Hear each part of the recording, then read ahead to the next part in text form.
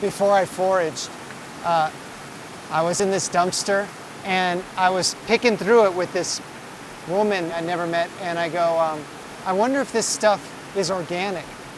And she goes, organic? This comes from God. But that was like the beginning of my shift from, dumpster diving to foraging, because my standards got a lot higher on what I was willing to eat.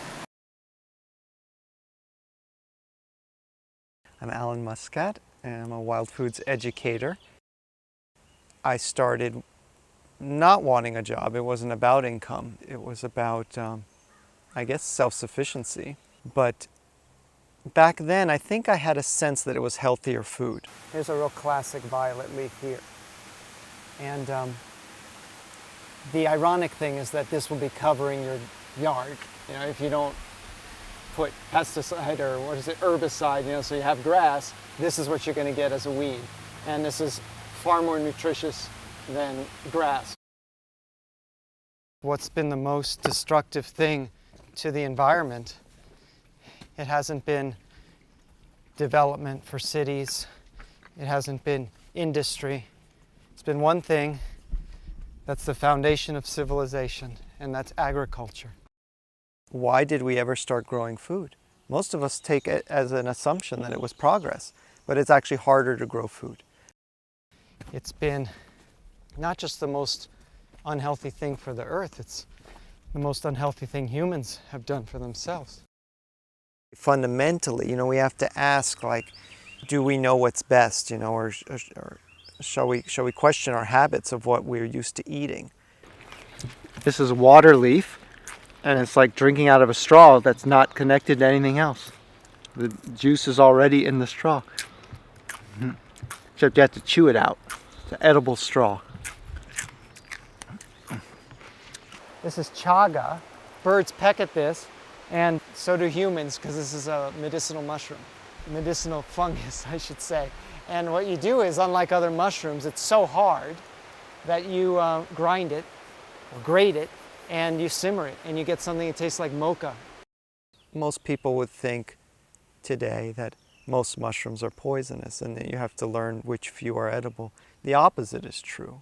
And I think that our fear of nature includes fear of other people, the human nature that has us all competing against each other, afraid of each other. Do we see the world as like a good place to be?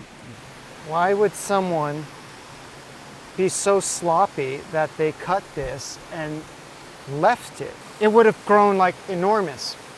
It's unfortunate, yeah.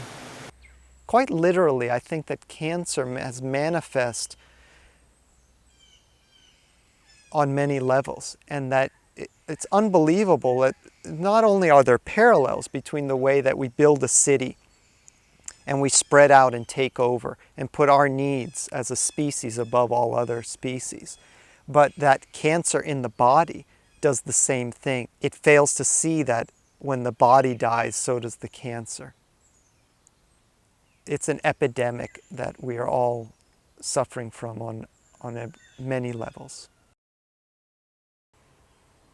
So what we call physical health, I think, is the last expression of emotional or spiritual or psychological disease that ultimately comes from not feeling at home, not feeling like you're among loved ones. Or all sickness is homesickness. And we could learn a lot by seeing the fact that cancer is the #1 cause of death now. We have an urgent emergency. I like to say foraging is escape from scarcity, and that we live in a Garden of Eden. Well, this is a chestnut, the tree that went almost extinct.